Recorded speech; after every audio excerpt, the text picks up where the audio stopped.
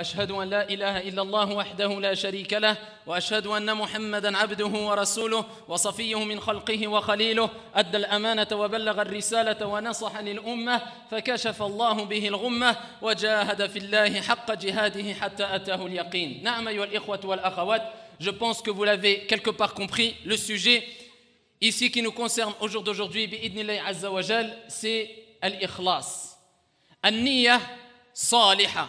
Le fait d'avoir une intention pure, une intention sincère.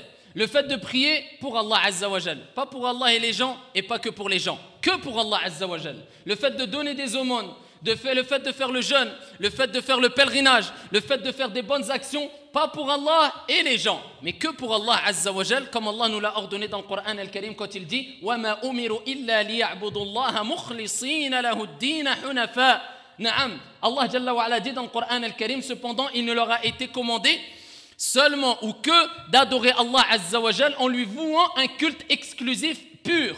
Donc on adore qui? Allah subhanahu wa ta'ala. Et on ne cherche pas les éloges, et on ne cherche pas à se faire glorifier par je ne sais qui, et on ne cherche pas ici à attirer l'attention ici des gens en oubliant qu'on doit satisfaire Allah Jalla wa Ala avant tout. Et en oubliant que ces actes d'adoration doivent être voués exclusivement pour celui qui nous a créés et celui qui a dit وَمَا خَلَقَتُ الْجِنَّ وَالْإِنسَ إِلَّا لِيَعْبُدُونَ. Je n'ai créé les djinns et les hommes que pour m'adorer. نعم أيها الإخوة والأخوات. De toute façon, nous disons à la personne qui perd son temps à travers des actes d'adoration et son intention est autre que le fait de vouloir satisfaire Allah Azza wa Jal, nous lui disons tu perds ton temps et tu es dans l'erreur et réfléchis. Et pourquoi pas? Écoute ce que disait Fudayl ibn Iyad radiyallahu ta'ala anhu wa arda. Man ahabba an yudhkar, ici, celui qui aime qu'on le cite, qu'on mentionne son nom, quelque part qu'on fasse ici son éloge, ici on ne lui fera pas d'éloge et il ne sera pas cité et il n'atteindra aucune notoriété. Walakin celui wa man kariha an yudhkar dhukir, il dit celui qui déteste qu'on le cite, qu'on le mentionne, qu'on fasse son éloge, il n'aime pas ça, il ne recherche pas ça. Dhukir, celui-là, on parlera de lui. Naam, déjà c'est la preuve que tu as tout perdu. Regarde ce que disait Fudayl, radiyallahu anhu arda. Ici, cet ascète, ce personnage pieux et vertueux qui avait mis ici en application les versets coraniques et la sunna du prophète, alayhi salatu wassalam, avec une compréhension saine et pure. Il a compris que si tu cherches la satisfaction des gens, tu ne l'auras pas. Si tu cherches la satisfaction des gens en mettant en colère ton Seigneur, tu ne l'auras pas. Tandis que si tu cherches à satisfaire Allah Jalla wa Ala, peu importe ce que vont dire les gens, fa wa rabbil Ka'ba, non seulement Allah sera satisfait de toi, mais aussi les gens seront satisfaits de toi. Et pourquoi pas? Regarde dans l'histoire, ya Abdallah, les savants qui ont marqué l'histoire, est-ce qu'il y avait tous les moyens d'aujourd'hui, Internet, la télévision, les moyens de radiodiffusion, le téléphone, les appareils photo, les caméras, walakin avec cela, fa wa rabbil Ka'ba. Ici, tellement que c'était des gens sincères, vertueux, et ils avaient mis en application la science bénéfique, ils avaient appris une science bénéfique, ils avaient transmis une science bénéfique, on ne les a jamais vus.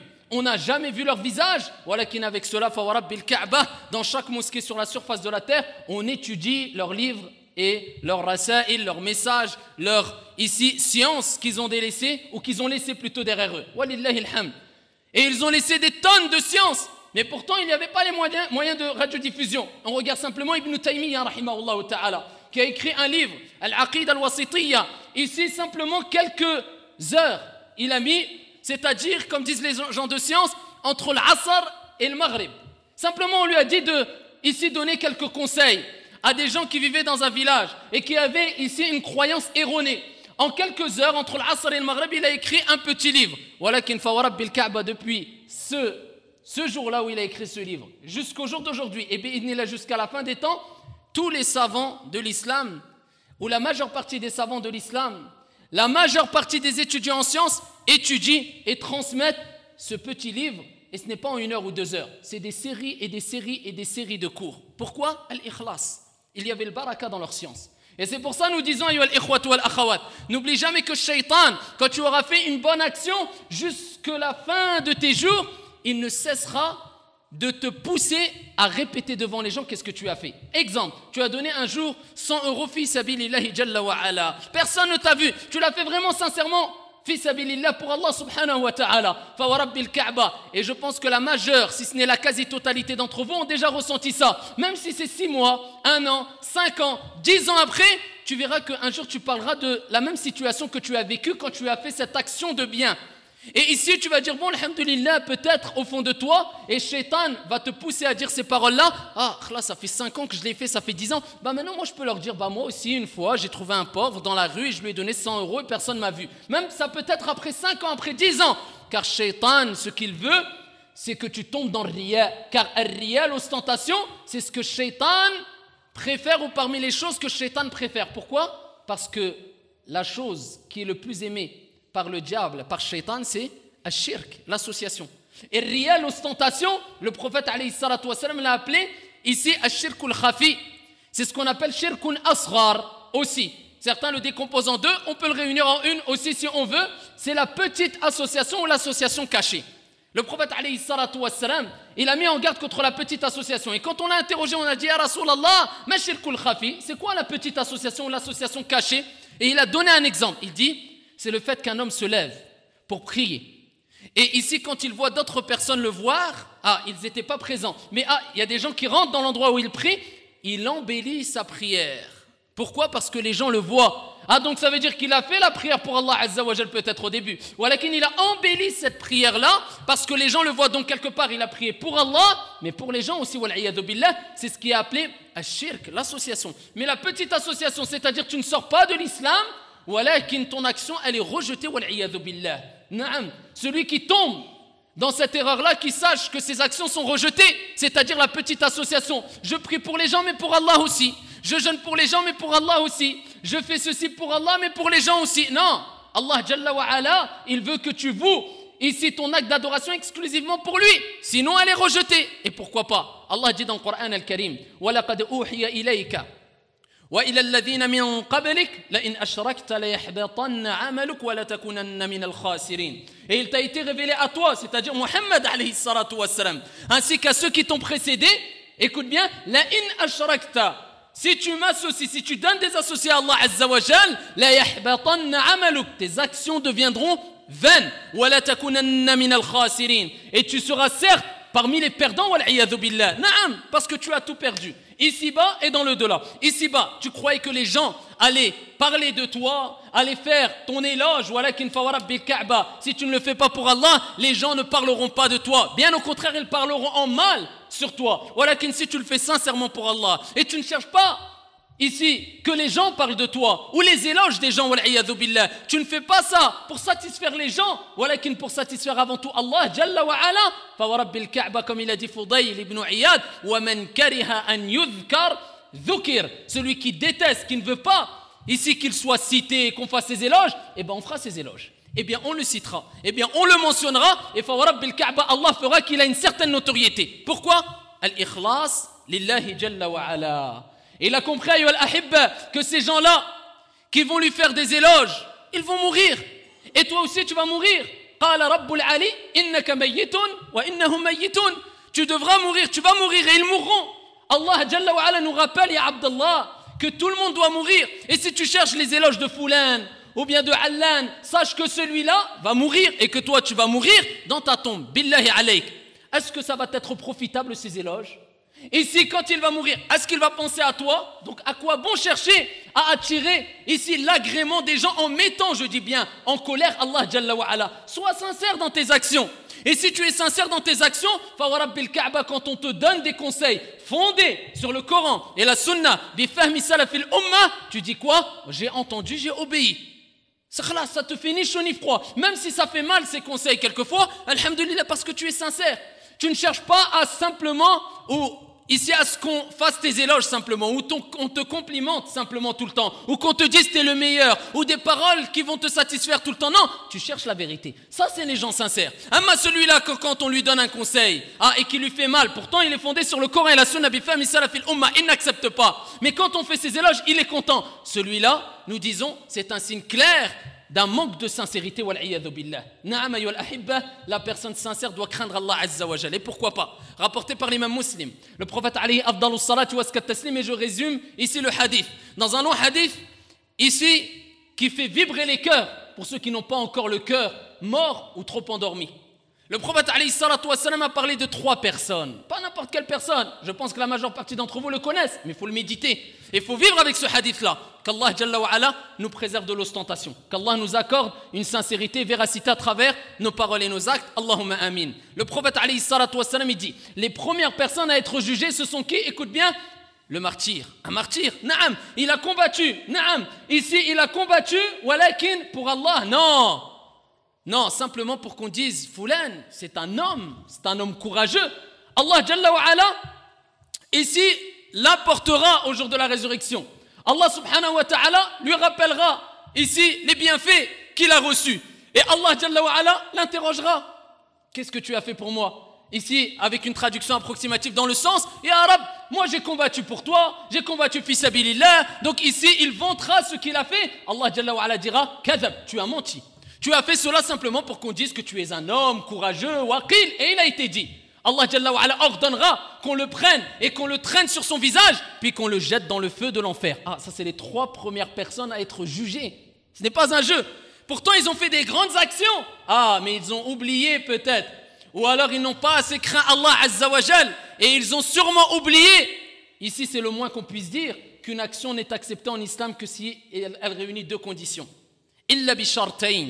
La première des conditions, al-ikhlas. Si tu n'es pas sincère, fawarabbil ka'ba, laisse ta barbe, mets le qamis, donne des millions fisabilillah, bayna qawsayn entre guillemets, fais du bien, souris aux gens, montre une apparence. Si tu n'es pas sincère, elle est rejetée. Est-ce que l'ikhlas ça suffit? Non. Al-ittiba'. Il faut qu'elle soit conforme à la sunna du prophète Mohammed alayhi salatu wassalam. Si tu fais une chose avec une bonne intention, mais elle n'est pas conforme à la sunna du prophète, tu l'as inventée, sache qu'elle est rejetée. Donc pas d'action acceptée auprès d'Allah Jalla wa Ala, si ce n'est celle qui réunit les 2 conditions, la sincérité et la conformité à l'islam. Il a combattu et ça sera la personne qui sera jetée dans l'enfer. Wal'iyadhu billah. Pourquoi? Il n'était pas sincère. Waqil, Allah il dit ici dans le hadith ici, il est dit et il sera dit. Où il a été dit, c'est-à-dire les gens ont dit c'est un homme courageux. Khlas, il a reçu les éloges des gens ici-bas. Mais ici, qu'est-ce que ça lui a causé ces éloges des gens? Qu'est-ce que ça lui a apporté si ce n'est an-nar wal'iyadhu billah, le feu de l'enfer. La deuxième personne. Qu'est-ce que tu as fait pour moi? Ya Rab, moi j'ai appris la science. Ya Rab, j'ai transmis la science. Ya Rab, j'ai lu qara'atul Qur'an, j'ai lu al-Qur'an al-Karim. Et ici, Allah Jalla wa Ala lui dira, tu es un menteur, kadab. Parce qu'il dira, j'ai fait ça pour te satisfaire. Kadab, tu es un menteur. Tu as fait ça pour qu'on dise, Foulan, ah, il a du ilm, il a de la science. Et combien de gens maintenant, wal'iyadhu billah, apprennent la science, ou vont même quelquefois étudier, ou vont même vouloir acquérir des diplômes, que pour revenir et dire, moi j'ai un diplôme, Foulan n'a pas de diplôme, moi vous devez m'écouter, Foulan vous ne devez pas l'écouter, et toi tu es qui pour dire, écoute ou n'écoute pas, ya Abdallah. Et elle est où ta sincérité? Si tu as un diplôme, pourquoi tu vas le créer sur les toits, j'ai un diplôme, ou j'ai étudié tant et tant d'années? Et quelquefois c'est souvent de l'artifice. Naam, il y a des moments où il faut montrer pour clarifier les choses. Walakin, il faut réviser son intention. On n'étudie pas pour dire j'ai étudié. Et certaines personnes, même maintenant, au jour d'aujourd'hui, je ne généralise pas, c'est une minorité, mais ça existe. Fawarabbil Kaaba, qu'il y a des gens qui vont même maintenant, ne serait-ce que par exemple à Médine, ou bien en Égypte, pendant 1 an ou 2 ans pour revenir et dire moi j'ai étudié en Égypte. Ah là, c'est comme si c'était une tazkiya. Tu as été en Égypte 1 an ou 2 ans, bien que peut-être toute la journée tu es resté dormir, peut-être que toute la journée tu as fait qu'1 heure de cours, peut-être qu'en 2 ans, 3 ans tu n'as même pas reçu les bases de la langue arabe, mais khlas, ça suffit pour les gens. Al-awam, la masse. Pourquoi? Al-jahl, l'ignorance. Si c'était aussi facile que ça, wal'iyadhu billah, et bah khlas, tout le monde irait 2 ans en Égypte, on reviendrait, et khlas avec de la science comme si on avait reçu une révélation. Ça ne se passe pas comme ça, ya ibadallah. Ça ne se passe pas comme ça. Mais yuridillahu bihi khayran yufaqihu fi din kama qala al-Mustafa alayhi salatu wassalam. Celui à qui Allah azza wa jalla veut du bien, il lui donne la compréhension de la religion. Ce n'est pas n'importe qui. Et ce n'est pas parce que tu as été dans tel ou tel endroit. On doit être sincère. Cette personne-là, il viendra au jour de la résurrection et dira ya Rab, j'ai lu le Coran, j'ai appris la science, j'ai transmis la science, je le fais pour toi. Allah dira kadhabt, tu as menti, tu as fait ça pour qu'on dise Foulan c'est un savant, il lit le Coran, etc. Waqil, et il a été dit. Prenez-le, traînez son visage par terre et jetez-le dans le feu, dans l'enfer. Wal'iyadhu billah. La troisième personne, ya Rab, Moi j'ai eu des biens, tu m'as donné de l'argent, je les ai donnés dans le sentier d'Allah pour te satisfaire. Kadab, tu as menti, tu as fait ça pour qu'on dise Foulan, c'est un homme généreux. Masha'Allah, tu sais combien il a donné? Il a donné tant et tant, wal'iyadhu billah. Et Allah lui dira Kadab, tu as menti, prenez-le, traînez-le et jetez-le dans le feu de l'enfer. Wal'iyadhu billah. C'est pour ça, ayyuhal ikhwatu wal akhawat, craignez Allah Jalla wa ala. Ne faites pas des actions simplement pour qu'on fasse vos éloges. Et je ne dis pas que le fait de faire les éloges d'une personne, c'est haram ala al-itlaq, c'est-à-dire dans l'absolu tout le temps. Non, c'est pour ça que Cheikh Al-Uthaymi rahimahullah ta'ala, il a dit concernant l'éloge que tu fais à une personne, l'éloge ici, elle se divise en 3 catégories. Il y a la première qui est haram. Par exemple, tu vas faire l'éloge de Mohammed et tu vas dire Mohammed c'est quelqu'un de bien, c'est quelqu'un de généreux, c'est quelqu'un de pieux, c'est quelqu'un de vertueux, tout simplement parce que Mohammed tu as des intérêts avec lui, parce que tu as quelque chose à gagner avec lui. Si tu veux, entre guillemets, tu as quelque chose à gratter avec lui. Ou bien parce que Mohammed c'est ton frère de sang. Ou alors parce que Mohammed c'est ton père. Et ici tu fais devancer les passions sur la vérité. C'est-à-dire que tu mens sur lui. Ce n'est pas une personne bien par exemple. Ce n'est pas une personne pieuse, vertueuse, etc. Ça c'est haram de faire des éloges envers cette personne-là. La deuxième catégorie, comme le dit Cheikh Al-Allama Mohammed ibn Salih Al-Uthaymin, rahimahullah ta'ala, il dit la deuxième catégorie, elle est interdite. Ça c'est l'éloge que tu fais envers une personne qui, tu as peur, qui tombe ici dans l'ostentation parce qu'il est faible et il recherche les éloges et il aime les éloges, wal'iyadhu billah, tu as peur pour lui parce qu'il y a des signes qui montrent que c'est une personne faible et qui cherche toujours à recevoir des éloges, wal'iyadhu billah, et il n'est pas clair dans ses actes d'adoration. À ce moment-là, dans le doute, vaut mieux t'abstenir, comme il dit Cheikh Al-Uthaymi rahimahullah ta'ala. À ce moment-là, ici ne soit pas la cause de sa perte. Comme le prophète alayhi salatu wa salam, comme a fait Sahih, il a vu un compagnon en train de faire beaucoup d'éloges envers un autre compagnon. Le prophète alayhi salatu wa salam a dit, ici avec une traduction approximative, cessez de faire ces éloges car vous êtes en train de causer sa perte à cette personne-là. La troisième catégorie, c'est l'éloge autorisé. Comme il dit qui? Cheikh Al-Allama Mohammed ibn Salih Al-Uthaymin, rahimahullah ta'ala, il dit, c'est le fait de faire des éloges envers une personne qui le mérite d'après ce qu'on voit. Et c'est une personne qui ne recherche pas les éloges. Il a une certaine modestie. Et c'est une personne qui fait du bien. Et c'est une personne sur la vérité. Et tu fais des éloges pour, par exemple, lui remonter le moral, pour lui affirmer ton soutien. Fala haraj, bal hada matloub. Ça, c'est demandé. Ad-dalil, le prophète alayhi salatu wassalam l'a fait. Wa sadaqa jalla wa ala idh yaqul laqad kana lakum fi rasulillahi uswatun hasana. Vous avez certes dans le messager d'Allah un excellent exemple avec Omar ibn al-Khattab radiyallahu ta'ala anhu wa arda, quand il a dit à Omar, oh Omar, tu es un homme, innaka rajul qawi, tu es un homme fort. Dans un autre hadith, le prophète alayhi salatu wassalam a dit, ya Omar, quand un shaitan, un diable te croise dans le trottoir, sur un trottoir, il change. Quand le shaitan te croise sur un trottoir, il change de trottoir tellement qu'il a peur de toi. Est-ce que ça c'est des éloges? Parce que même si moi, au jour d'aujourd'hui, tu me disais ça, peut-être je vais le battre des ailes et je vais décoller. Parce que le shaitan, il a peur de moi. Mais pourtant, il l'a fait. La preuve qu'il y a des moments où c'est demandé et c'est bien et c'est recommandé de faire des éloges. Pourquoi? Le prophète alayhi salatu wassalam l'a fait. Et ça, c'est la preuve ici qu'on ne doit pas travailler qu'avec un texte du Coran ou de la Sunna. Bifahmi salafil umma. Na'am ayyuhal ikhwat wal akhawat. On se doit d'être sincère et véridique dans nos actes. Quand toi, ma soeur, tu fais da'wa à des sœurs, quand toi, mon frère, tu fais da'wa envers des frères, sois sincère et véridique et ne va pas répéter à tout le monde, moi j'ai fait, moi j'ai fait, moi j'ai fait. Il y a des moments où il faut dire, naam, moi j'ai été la cause de cela, pour motiver les gens, quand tu le fais de temps en temps et que tu sais, avant de le dire, que tu ne le fais pas pour montrer que tu l'as fait, mais simplement parce que ça va servir de leçon, il n'y a pas de mal. Mais de rechercher l'éloge des gens, sache que tu ne recevras ni les éloges des gens et ni d'Allah Jalla wa ala, et que tes actions deviendront vaines, wal'iyadhu billah. C'est pour ça que fawarab bil Kaaba, une fois de plus, sans fausse modestie, sans exagérer, sans prétendre je ne sais quoi, fawarab bil Kaaba, que ce sermon est avant tout pour moi-même le premier. Et moi je recommande mon âme avant tout de craindre Allah Jalla wa ala. C'est pas parce que je suis sur le mimbar que je suis préservé de riya. C'est pas parce que je suis sur le mimbar que je prétends être meilleur ou mieux que l'un d'entre vous. Hasha wa kalla. Walakin, c'est des recommandations à moi le premier ainsi qu'à mes frères et sœurs que j'aime en Allah Jalla wa ala. Recherchez la sincérité de jour comme de nuit, et pour vous préserver de riya, l'ostentation, wal'iyadu billah, il y a certains remèdes. De façon très brève, parmi les remèdes, awalan, nous disons ayyuhal ikhwat wal akhawat, avant et après chaque action et même pendant l'action, sans exagérer, pose-toi la question, est-ce que tu es sincère? Tu vas donner de l'argent fi sabilillahi azza wa jal. Dis-toi, honnêtement, est-ce que au fond de toi, khalas, tu sais très bien que ici, tu es véridique ou un menteur quand tu te parles à toi-même avec toute sincérité, en mettant de côté les je pense, je crois, l'ostentation ou bien les passions ou bien ici les choses qui peuvent nuire à ta bonne intention. Ça y est, tu parles à toi-même avec toute sincérité.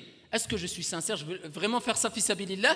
La deuxième des choses, pendant l'action, tu es en train de faire l'action, remets-toi en question. Est-ce que tu es vraiment sincère fisabilillah? Est-ce que tu le fais vraiment pour Allah? Après l'action, ne le dis pas aux gens que tu as fait cette action-là. Sinon, c'est une preuve que tu n'as pas été sincère. C'est-à-dire, reste ici sincère. Quant à ton action, ne la divulgue pas devant les gens. Parmi les remèdes ici, bi'idnillahi azza wa jal, et je tiens à revenir ici pour répondre à ceux qui rentrent dans le wasawis. Je ne sais pas si je suis sincère ou pas. Parmi les principales des causes qui nous rappellent si on est sincère ou pas, c'est si tu te poses la question ou pas. Celui qui n'est pas sincère, billahi alaykum, est-ce qu'il va se poser la question? Est-ce que j'ai donné l'argent fi sabilillah ou pas? Est-ce que je vais... Non, il ne se pose pas la question en général. Donc déjà, si tu te poses la question, c'est déjà une grande preuve de sincérité. Parmi les causes aussi, et parmi les meilleures ou les plus grandes des causes aussi, c'est le fait de multiplier les actions en secret. Naam, quelquefois, il faut faire des actions ouvertes. Comme Allah Jalla wa Ala, il parle alladhina yunfiquna fi sarra'i wa dharra. Allah subhanahu wa ta'ala, il parle ici des gens qui donnent leur argent, qui dépensent fi sabilillahi azza wa jal, ici dans l'aisance et dans la difficulté. Et il parle de ceux qui dépensent leur argent aussi, ici, sirran wa alaniya, de façon cachée, de façon apparente. Al-ulama, ils ont dit qu'il y a des fois, il faut se montrer devant les gens. Par exemple, quand tu veux motiver des gens, tu vas prendre de l'argent, on fait une récolte d'argent, personne ne veut donner. Toi, tu sais très bien, tu dis, Wallah, je ne l'aurais pas fait si ce n'est pas pour motiver les gens. Tu te lèves et tu dis, moi, je donne 500 € devant tout le monde. On va dire, c'est riya, abadan. Allah, il dit dans le Coran, ne travaille pas qu'avec un texte, ya Abdallah. Alladhina yunfiquna, ici, Allah, il parle de ceux qui dépensent, sirran wa alaniya, de façon cachée et apparente. Quelquefois, oui, mais multiplie les actions et les actes d'adoration discrètement. Toi, ma soeur, et toi, mon frère. Même si tu fais qiyamul layl chez toi. Al-ulama, il rapporte les paroles des salaf, radiyallahu anhum wa ardahum, qui nous rappellent c'est quoi vraiment la sincérité. As-salaf, il est rappelé, ou il est rapporté que beaucoup d'entre eux, ils faisaient qiyamul layl pendant des années, des années, des années, sans que leur propre épouse ne savait qu'ils faisaient qiyamul layl. As-salaf, il y en avait parmi eux qui faisaient as-siyam. Ils ont fait des jours et des jours et des jours de siyam, sans que même leur propre épouse et leur propre enfant ne savaient qu'ils faisaient le jeûne surérogatoire. As-salaf, il faisait qiyamul layl et il est rapporté que quand ils venaient à la mosquée, ou plutôt avant de se rendre à la mosquée, tellement qu'ils n'avaient pas dormi, ils étaient fatigués, ils avaient les yeux rouges, ils mettaient ici al-khul dans leurs yeux pour pas qu'on voit ici la rougeur dans leurs yeux et qu'on remarque qu'ils sont fatigués, qu'ils ont peut-être fait la prière de la nuit. Nous maintenant peut-être, Wallahu ta'ala a'lam wa ahkam, et moi le premier, si on fait juste qiyamul layl, on va se réveiller et on va se mettre en colère et on va dire à notre épouse, oh laisse-moi tranquille, je suis fatigué, tu sais pas ce que j'ai fait toute la nuit, j'ai fait qiyamul layl. Khalas, ma kan la qiyam la walu ya Abdallah. Il y a ni qiyam ni rien du tout. Pourquoi t'es parti répéter ça à ta femme? Oui mais c'est que ma femme. Et ta femme c'est qui? Ta femme c'est qui? C'est pas un être humain, abd, un serviteur ou une servante, un être humain? Ici, si. Donc est-ce que tu as droit de faire la prière de la nuit pour Allah et pour ta femme aussi? Non, pour Allah. Quand tu vois qu'il n'y a pas d'intérêt, tais-toi. Quand tu vois qu'il y a un intérêt, dis-le. Et ici, cache tes bonnes actions, sachant que déjà on a du mal à récolter des bonnes actions. Parmi ici les principales causes aussi, donc on a bien dit de s'interroger à chaque fois et pendant et après chaque action. La deuxième des choses, de multiplier les actions discrètes, sauf les actions obligatoires. C'est pas quelqu'un qui va nous dire non, moi je fais salat al-dhuhr à la maison, pourquoi? Parce que j'ai peur de riya. Wal'iyadhu billah. Ça c'est encore un excès. Allah Jalla wa Ala nous a ordonné warka'u ma'a raki'in. Inclinez-vous avec ceux qui s'inclinent, on fait la prière à la mosquée. Donc à ce moment-là, tu dois faire la prière à la mosquée.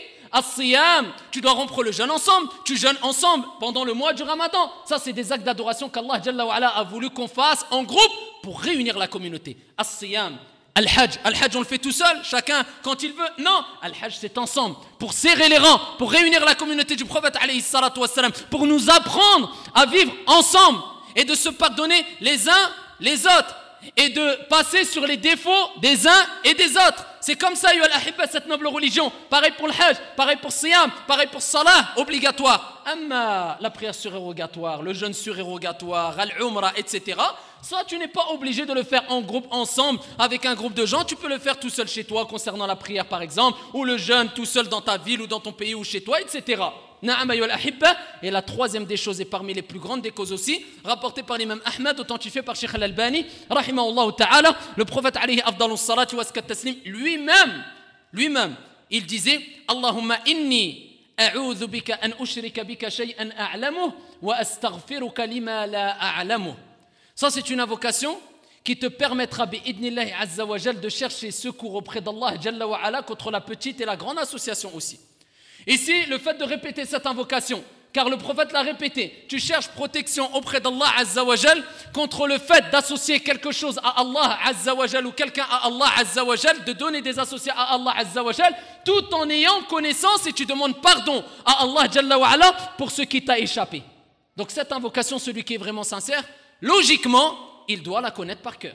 Sinon, s'il ne fait pas des efforts pour la connaître par cœur, c'est peut-être une preuve qu'il ne veut pas vraiment être sincère. Donc je répète l'invocation, Allahumma inni a'udhu bika an ushrika bika shay'an a'lamuhu wa astaghfiruka lima la a'lamuhu.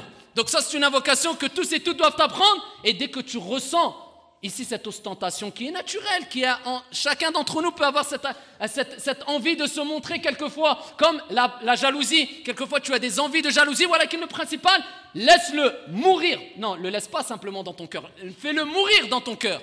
Ce mal, cette maladie, fais-la mourir dans ton cœur, et ne laisse pas cette maladie ici apparaître à travers tes membres, à travers ta parole, à travers ton regard, à travers tes actions, et combat-la.